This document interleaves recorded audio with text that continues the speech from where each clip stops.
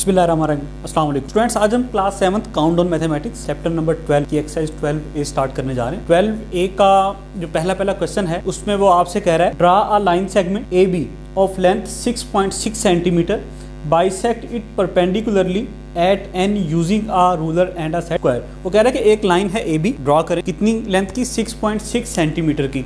उसके बाद क्या करें, उसको पॉइंट N पे बाइसेक्ट करें। बाइसेक्ट बाई मतलब दो, बाइसेक्ट दो सेक्शंस में उसको डिवाइड कर लें। बाइसेक्ट का मतलब उसको दरमियान से आप जो है उसको एक लाइन लगाएं। किस तरह लगाएं? एक सेट स्क्वायर और रूलर की मदद से, स्केल की मदद से। अब देखें बोर्ड पे, वाइट बोर्ड पे समझाने के लिए मैंने आपके लिए ये सेट स्क्वायर्स बनाए ताकि ये आसानी से आपको बोर्ड पे मैं समझा सकूं, क्योंकि वो जो दूसरे सेट स्क्वायर्स होते हैं जो मिलते हैं, अगर आपके पास ज्योमेट्री बॉक्स होगा तो उसमें वो इस तरह के होते हैं, एक ज़रा बड़ा होता है एक छोटा होता है, ये कहलाते हैं सेट स्क्वायर। वाइट बोर्ड के लिए मैंने फिर ये खुद बनाए ताकि आपको आसानी से बोर्ड पे समझाया जा सके। अगर वो इस्तेमाल करते यहाँ पे तो शायद इतना आसानी से समझ में ना आता, दिखाई ना देता। अब सबसे पहले तो एक लाइन ड्रा करनी है AB 6.6 सेंटीमीटर। अगर मैं 6.6 सेंटीमीटर की लाइन बोर्ड पे ड्रा करूँगा तो वो बहुत छोटी होगी। मैं थोड़ा बड़ा ड्रा करके तो आपको समझाऊँगा कि करना क्या है। और इसके जो जब आपने अपनी नोटबुक पे ड्रॉ करना है तो यूँ करना है कि आपके पास जो स्केल है वो ज़ीरो से स्टार्ट हो रहा होगा। ज़ीरो जहाँ है ना, जैसे let suppose this is your scale, यहाँ पे ज़ीरो होगा, शुरू में यहाँ पे ज़ीरो होगा। आपने उस ज़ीरो पे एक डॉट लगा लेना है, फिर आगे काउंट करते जाना है। एक 6 लिखा होगा, 6 के बाद छोटी छोटी जो लाइन्स होगी ना, 1 2 3 4 5 6 लाइन्स के बाद फिर एक डॉट, जो 6 वाला ऐसे स्ट्रेट लाइन आ रही होगी ना, ऐसे ऐसे लगी हुई, उसकी जगह एक डॉट लगा लेना है। ये दो डॉट्स आपके पास आ गए, इन दोनों के दरमियान डिस्टेंस कितना है, 6.6 सेंटीमीटर का। आपने इन दोनों को ज्वाइन कर लेना है।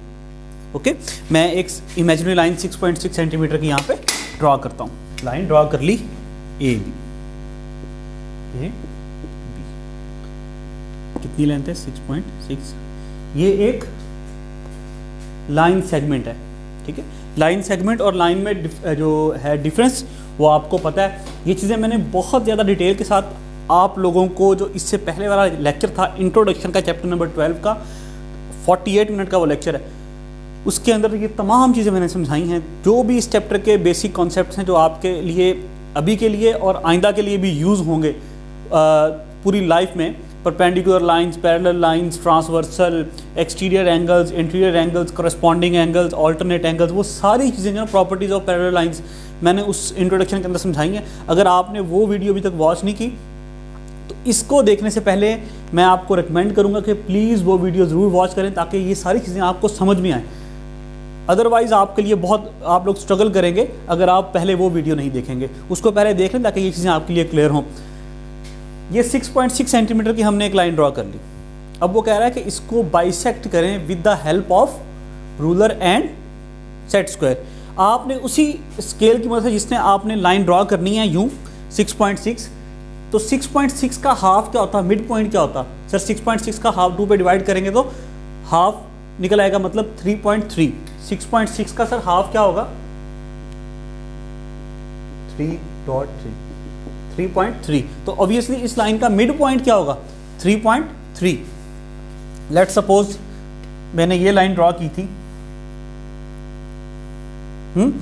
तो मैं क्योंकि इस तरह लगा रहा हूँ, आप लोग तो बिल्कुल स्केल से लगाएंगे रूलर से, तो बिल्कुल एक्यूरेट आएगी वैल्यू, अप्रॉक्सीमेटली यहाँ पे आ जाएगा। मैं तो एक अंदाजे से लगाऊंगा। तो ये पॉइंट उसने नाम दिया है N का। क्या नाम दिया, N का। AB एक लाइन सेगमेंट है, AB एक लाइन सेगमेंट है, उसका मिड पॉइंट है N। कैसे? जब आपका ये मिड पॉइंट है सर, इसका मतलब है आधी लाइन इधर होगी, आधी इधर होगी, दोनों का सेंटर हो गया। 3.3 ये हो गया, 3.3 ये हो गया, ऑलमोस्ट मिड पॉइंट ही है।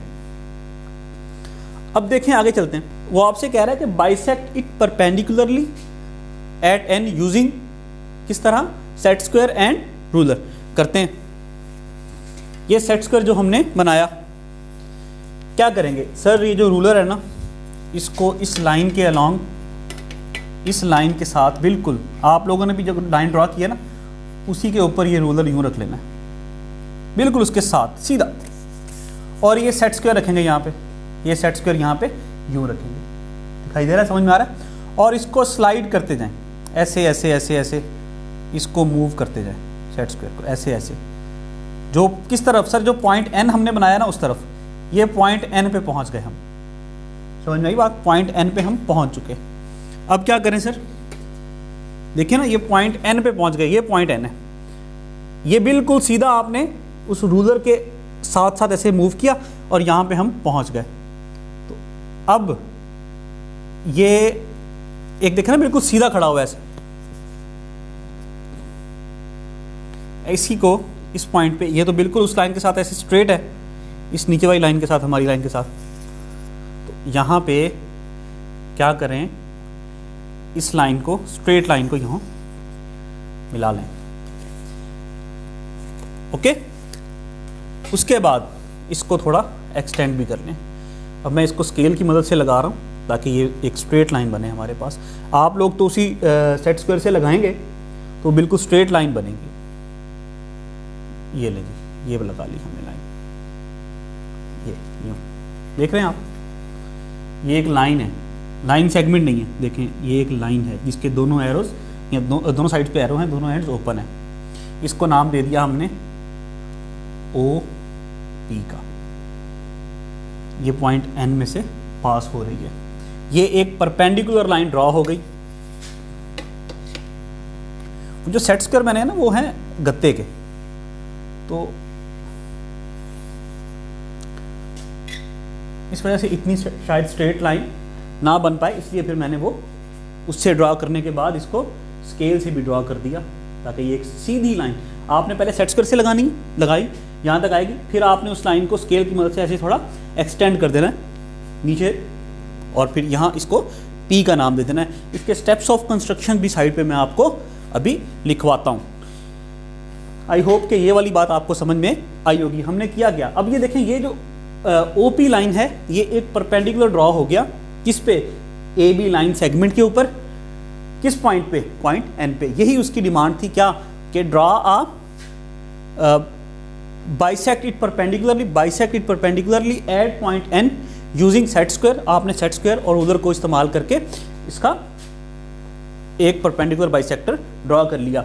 अब इसके स्टेप्स ऑफ कंस्ट्रक्शन वो यहाँ पे इस जगह पे आपको मैं राइट करता हूँ एक एक करके, फिर उसको एक्सप्लेन भी करते हैं और आप जो है उसके अकॉर्डिंग पहले ये फिगर बनाएंगे और फिर नीचे इसके स्टेप्स ऑफ कंस्ट्रक्शंस लिखेंगे। चलें जी, जो सबसे पहला स्टेप्स ऑफ कंस्ट्रक्शन में पहला पॉइंट है वो है ड्रॉ। हमने सबसे पहले क्या किया, एक लाइन सेगमेंट ड्रॉ की ना, तो draw a line segment A B के ऊपर आपने एक लाइन ज़रूर लगानी है। लाइन सेगमेंट का जो सिंबल होता वो ज़रूर ड्रॉ करना है जिससे पता चले कि ये एक लाइन सेगमेंट है। तो क्या होगा, ड्रॉ अ लाइन सेगमेंट, सबसे पहले सर हमने लाइन सेगमेंट ड्रॉ की। ए बी ऑफ लेंथ, कितनी लेंथ है उसकी, 6.6 सेंटीमीटर। एंड उस जब आपने रूलर की मदद से एक लाइन सेगमेंट ड्रॉ कर ली तो उसके बाद क्या किया आपने, मार्क इट्स मिड पॉइंट, उसका मिड पॉइंट, उसका दरमियान वाला पॉइंट मार्क कर लिया एट पॉइंट N। उसी रूलर की मदद से, जिससे आपने, उसी स्केल की मदद से जिससे आपने 6.6 सेंटीमीटर की लंबी लाइन सेगमेंट को ड्रॉ किया, उसी मदद से जब दरमियान वाला जो पॉइंट था 3.3 सेंटीमीटर जो दोनों का मिड पॉइंट था उसको मार्क कर लिया, डॉट लगा लिया और उस पर लिख दिया कि ये आपका मिड पॉइंट है N। ओके, अगला पॉइंट क्या है, उसके बाद आपने क्या किया, कीप द रूलर। आपने, याद है आपको कि आपने लाइन के अलॉन्ग बिल्कुल साथ साथ एक स्केल रखा, कीप द रूलर फर्मली, मजबूती से अच्छी तरह, along the line segment A B. And क्या किया फिर, प्लेस अ सेट स्क्वायर, एक सेट स्क्वायर उसके ऊपर रखा, with one of its right angle. देखो सेट स्क्वायर के दो राइट एंगल होते हैं, सेट स्क्वायर के दो राइट एंगल होते हैं, एक साइड और दूसरी साइड देख रहे हैं। दरमियान वाला जो उसका साइड होती है वो तो बिल्कुल ऐसे ढलवान सी होती है, और जो बाकी दो साइड होती हैं वो क्या कहलाते हैं, राइट एंगल आर्म्स कहलाते हैं। अच्छा, keep the ruler firmly along the line A B, line segment A B के अलॉन्ग आपने रूलर को रखा और प्लेस अ सेट स्क्वायर, उसके ऊपर एक सेट स्क्वायर रखा, with one of its right angled arms along ruler. मतलब क्या कहना है कि आपने, याद है जब आपने सेट स्क्वायर को रखा वो बिल्कुल सीधा आपने करके रखा स्केल के ऊपर, रूलर के ऊपर, कि उसका एक राइट एंगल आर्म जो है वो स्केल के ऊपर था और दूसरा साइड पे था, जिसके अलोंग आपने ये लाइन जो है ना OP ड्रॉ की है। अच्छा, अगला स्टेप क्या होगा, slide the set square.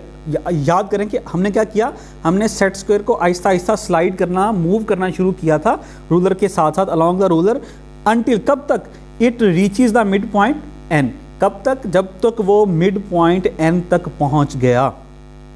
Clear हुई बात। फिर से जब पहुंच के फिर क्या किया, फिर हमने क्या किया, फिर हमने किया कि ड्रॉ अ लाइन।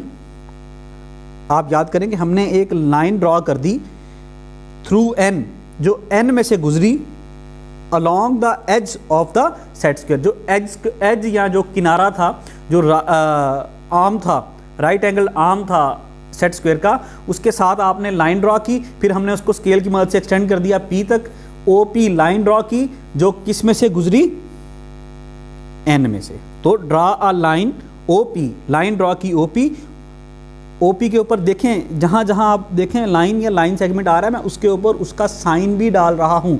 जहाँ लाइन सेगमेंट आ रही है वहाँ लाइन सेगमेंट, और जहाँ लाइन आ रही है वहाँ लाइन का साइन, ये लाजमी डालना है। Draw a line OP through N along the edge of the set square। Draw a line OP through N में से गुजरी along the edge of the set square। Clear हुई बात। तो ये आपके पास इस क्वेश्चन नंबर 1 की डायग्राम भी हमें बना ली और इसके स्टेप्स ऑफ कंस्ट्रक्शंस भी हमने सारे राइट कर लिए और इसको अंडरस्टैंड भी कर लिया। अब ये बात आई होप आपको समझ आई होगी। और ये चैनल जो है स्टूडेंट्स, अगर आपके लिए ये वीडियो बेनिफिशियल हो रही है तो इस वीडियो को लाइक करें, इसको दूसरों के साथ शेयर करें, और ये चैनल अगर आपने अभी तक सब्सक्राइब नहीं किया तो इसको प्लीज़ सब्सक्राइब करें। अब अगला जो क्वेश्चन है हमारा, क्वेश्चन नंबर 2, वो स्टार्ट करते हैं। अच्छा स्टूडेंट्स, अब क्वेश्चन नंबर 2 स्टार्ट करते हैं। क्वेश्चन नंबर 2 के अंदर उसने क्या किया हुआ है, उसने आपको एक डायग्राम बना के दी हुई है, एक तस्वीर दी हुई है, एक ट्राइंगल दी हुई है, और आपसे क्या कह रहा है कि copy the figure given below on to a sheet of tracing paper. एक ट्रेसिंग पेपर आप ले लीजिएगा और उसकी मदद से आप ये ट्राइंगल अपने पास ड्रॉ कर लीजिएगा। उसके बाद क्या करेंगे, bisect AB BC and CA using a ruler and set square. जिस तरह हमने जो क्वेश्चन नंबर 1 में AB लाइन को सेट स्क्वायर की मदद से उसका परपेंडिकुलर बाइसेक्टर ड्रॉ किया, इसमें इसी तरह AB BC और CA इन तीनों लाइंस का हम परपेंडिकुलर बाइसेक्टर ड्रॉ करेंगे। आफ्टर दैट हमने बताना है कि ये जो तीनों हमने परपेंडिकुलर बाइसेक्टर ड्रॉ किए हैं इसके बारे में हमने क्या ऑब्जर्व किया। आइए ड्रॉ करते हैं और फिर इस पर डिस्कस करते हैं। ये देखिए, अगर हम ट्राइंगल को ड्रॉ करें,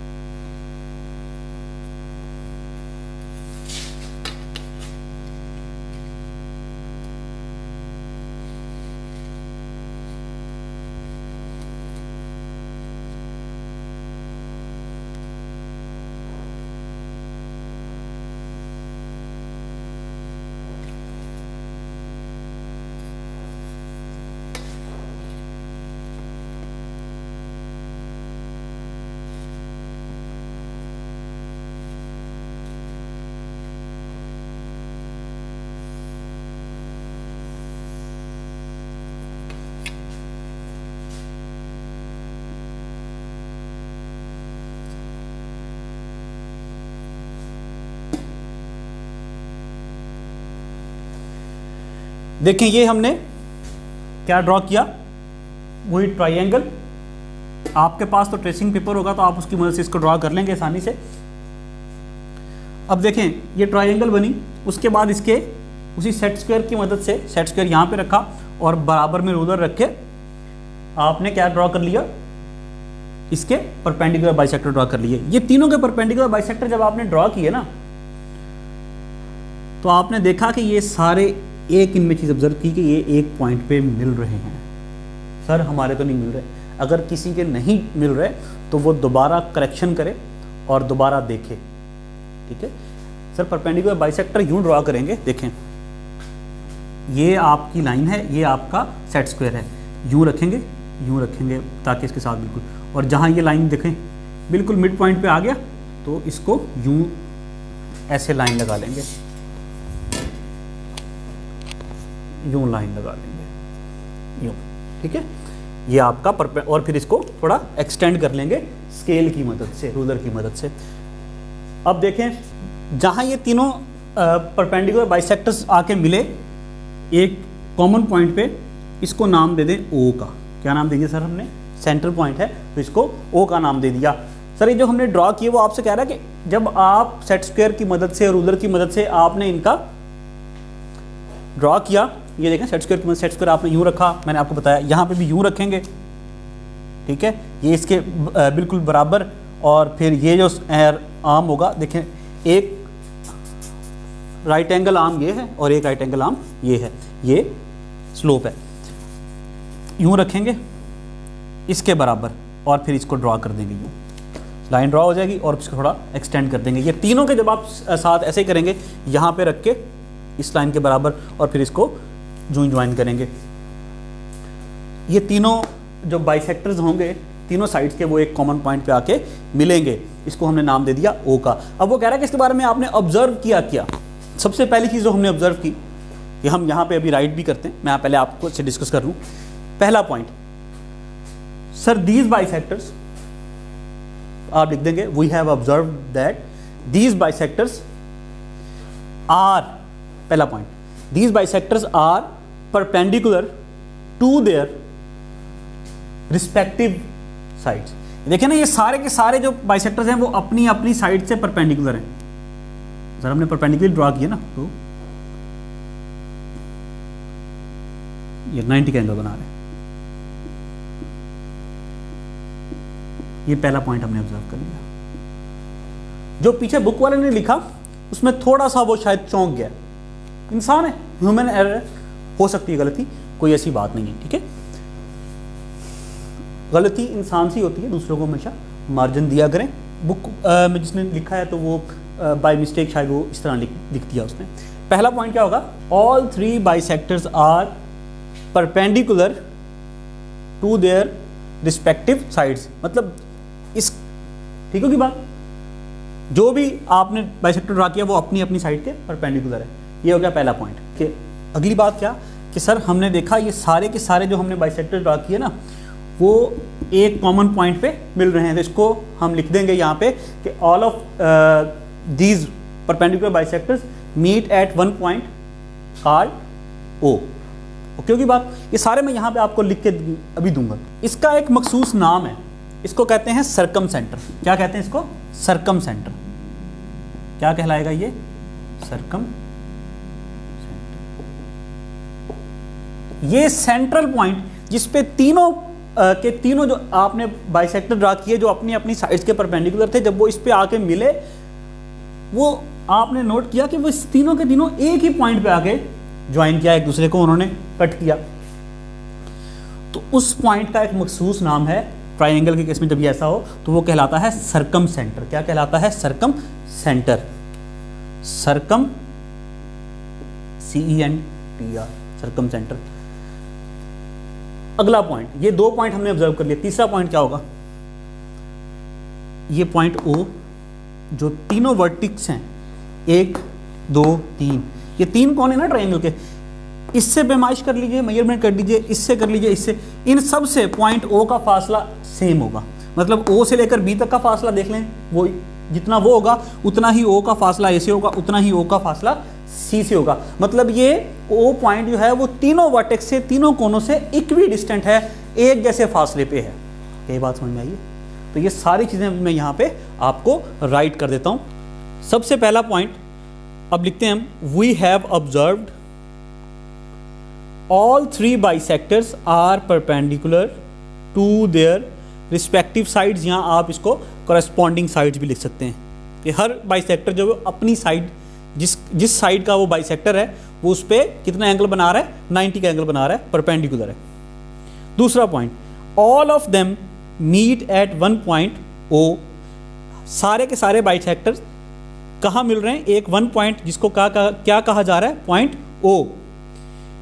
विच इज कॉल्ड, इस पॉइंट ओ को क्या कहा जाता है? Circumcentre of the triangle. इसको ट्राइएंगल का सर्कम सेंटर भी कहा जाता है।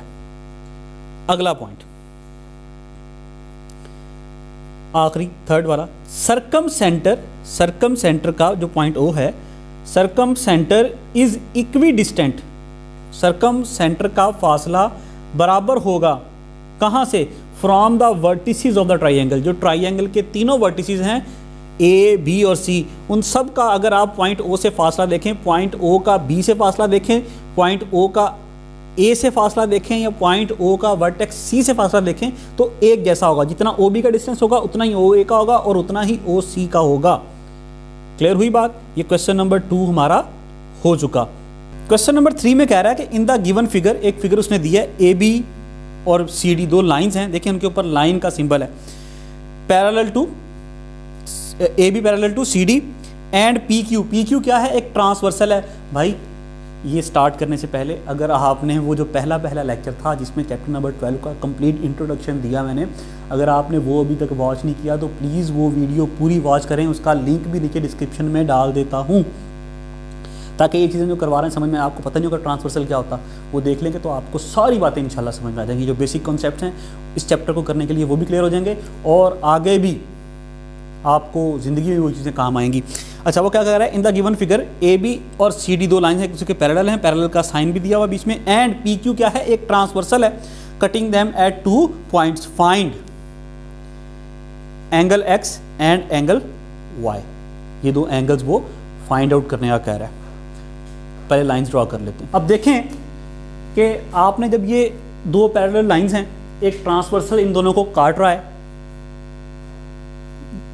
एंगल 140 डिग्री और एंगल वाई, आपस में कौन से एंगल हैं सर? कॉरेस्पॉन्डिंग एंगल्स हैं। ये बात मैंने डिटेल से उस इंट्रोडक्शन वाली वीडियो में बताई, जिसका लिंक भी नीचे डिस्क्रिप्शन में डाल दिया। अगर आपने वो देखी हुई है तो ये सारे क्वेश्चन अब आपको यूं फिंगर टिप्स पे हो जाएंगे कि कॉरेस्पॉन्डिंग्स क्या होते हैं, ऑल्टरनेट क्या होता है, सारी चीज़ें। फिर भी आपको थोड़ा सा मैं गाइड कर देता हूँ। कॉरेस्पॉन्डिंग एंगल क्या होता है? जब कोई ट्रांसवर्सल दो पैरेलल लाइंस को एक ट्रांसवर्सल काटे और जो एंगल ऊपर वाली पैरेलल लाइन के ऊपर यहाँ बनेगा और जो इस पैरेलल लाइन, क्योंकि दो पैरेलल लाइंस को काट रहा है, सी डी और ए बी दो पैरेलल लाइंस हैं, जो एंगल यहाँ बनेगा ये दोनों आपस में हमेशा इक्वल होते और ये आपस में क्या कहलाते? कॉरेस्पॉन्डिंग एंगल्स कहलाते। इसकी डिटेल आपको वहाँ मिल जाएगी, जिसका लिंक भी नीचे डिस्क्रिप्शन में है। अब इसके बारे में हम इसको सॉल्व करने चलते हैं। हमने डायग्राम बना ली, क्या लिखेंगे इसका? Since measure angle y and measure angle 140 degree are corresponding, ये क्या है? Corresponding angles. So measure angle y, ये दोनों आपस में क्या है? कॉरेस्पॉन्डिंग है, तो आपस में क्या होंगे? एक दूसरे के इक्वल होंगे। Measure angle y is equals to 140 degree. ये आपके पास y की वैल्यू आ गई। अगला जो पॉइंट है वो क्या निकालना है सर? वो निकालना है एंगल x। अब यहां पे देखें, अब एंगल y तो सर हम निकाल चुके, कितना है सर? 140 डिग्री। x रह गया। कोई भी स्ट्रेट लाइन जो होती है ना, एक जो सीधी लाइन है, उसका जो टोटल एंगल होता है ना वो होता 180 डिग्री। कितना होता सर? 180 डिग्री। अगर आप इस पे कोई एंगल बना दें, लेट्स सपोज ये एक एंगल बन गया, तो अब ये वाला पार्ट है एंगल का, एक ये पोर्शन है और एक ये वाला पोर्शन है। ये दोनों एक दूसरे के एडजेसेंट हैं, लाइन के इस तरफ एक एंगल है और इस तरफ एक एंगल है, एक दूसरे के एडजेसेंट हैं, एक दूसरे के साथ जुड़े हुए हैं। जब भी आपके पास कोई लाइन हो, लाइन का टोटल एंगल होता 180, अगर लेट सपोज एक एंगल ये निकल गया, टोटल 180 था, तो दूसरा एंगल निकालने के लिए क्या करना पड़ेगा, इस एंगल को माइनस कर दें। लेट सपोज ये एंगल था 100, इसमें से 180 में से 100 को माइनस कर देंगे तो डेफिनेटली ये वाला एंगल बच जाएगा which is 80 degree. I hope ये बात आपको समझ में आई है। लेकिन ये 100 और ये 80, ये दोनों आपस में क्या कहलाएंगे, ये कहलाएंगे एडजेसेंट एंगल्स, एक दूसरे के साथ एडजेसेंट, ठीक है, जुड़े हुए एंगल्स हैं। यहां पे देखें CD एक स्ट्रेट लाइन है, X और Y आपस में क्या है, एडजेसेंट एंगल है। क्या एडजेसेंट एंगल नहीं, ये X और Y देखें ना सर, ये एडजेसेंट एंगल्स हैं। इन दोनों का सम किसके बराबर होना चाहिए सर, क्योंकि एक स्ट्रेट लाइन के ऊपर दोनों एंगल है, दोनों का सम होना चाहिए 180 180 डिग्री। लिख दें sir, measure angle X plus measure angle Y is equal to 180 degree. यहां पे साइड पे इसकी रीजन भी लिख दें, कैसा आपने क्यों लिखा, एडजेसेंट एंगल्स। ये क्या है आपस में, एडजेसेंट एंगल्स। ठीक हुई बात। अब X तो हमें मालूम नहीं है, हमने मालूम करना है। Y हमें पता है ना क्या है, 140 degree, since measure angle Y is equal to 140 degree, so since measure angle Y is equal to 140 degree, so Y की जगह Y की वैल्यू पुट कर लें विच इज 140 डिग्री, और बाकी सारा वैसे का वैसे ही आ गया। ये 140 डिग्री यहाँ प्लस है, उधर शिफ्ट करेंगे तो क्या हो जाएगा, सबट्रैक्ट हो जाएगा।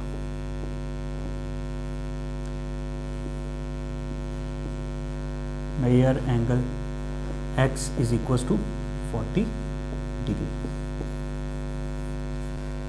क्लियर हुई ये बात। आपके पास एंगल X की वैल्यू आ गई 40 डिग्री, ये भी हमने फाइंड आउट कर लिया।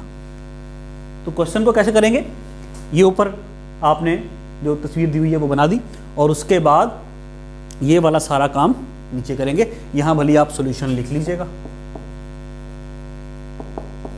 और बाकी ये सारा कुछ आपको Y की वैल्यू निकालने का कहा, वो भी आपने निकाल ली, X की वैल्यू निकालने का कहा तो वो भी निकाल ली। थर्ड क्वेश्चन भी हमारा हो गया। अच्छा स्टूडेंट्स, अगर कहीं कोई प्रॉब्लम हुआ करे ना, कोई चीज़ मसला है, नीचे कमेंट्स में पूछें, मैं कोशिश करूँगा जितना जल्दी पॉसिबल हो भाई आपको आंसर दूँ। इसके अलावा ट्विटर, इंस्टाग्राम और फेसबुक तीनों के लिंक नीचे डाल दिए, उन सोर्सेज के थ्रू भी अगर आप पूछना चाहते हैं तो पूछ सकते हैं।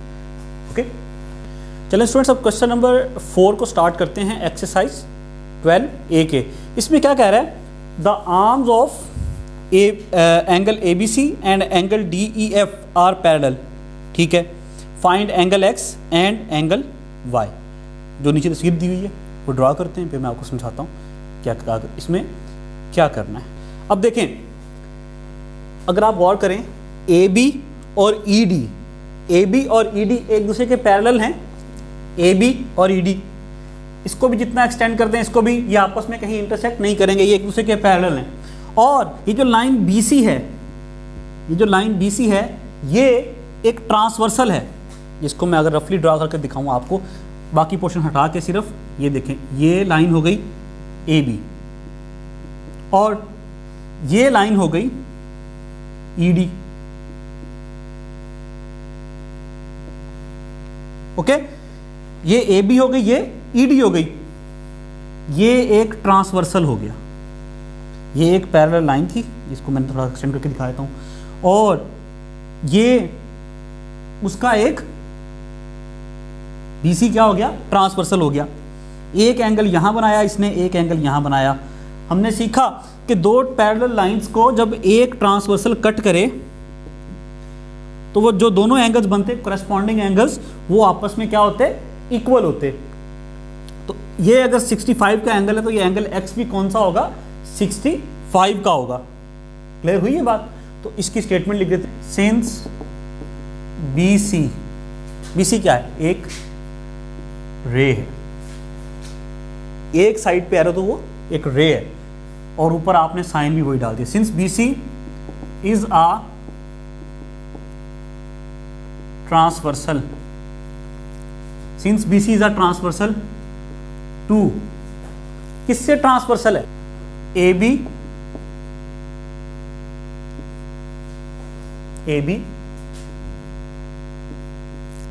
और ई डी। ए बी और ई डी जो दोनों आपस में पैरेलल हैं, ये बी सी उसका ट्रांसवर्सल है, since B C is a transversal to A B और ई डी। सो अब क्या होगा? अब ये होगा कि जो एंगल x है और जो एंगल 65 है, ये दोनों करस्पॉन्डिंग एंगल्स हैं, तो एक दूसरे के इक्वल होंगे। सो लिख दें measure angle x is equals to 65 degree, corresponding angles।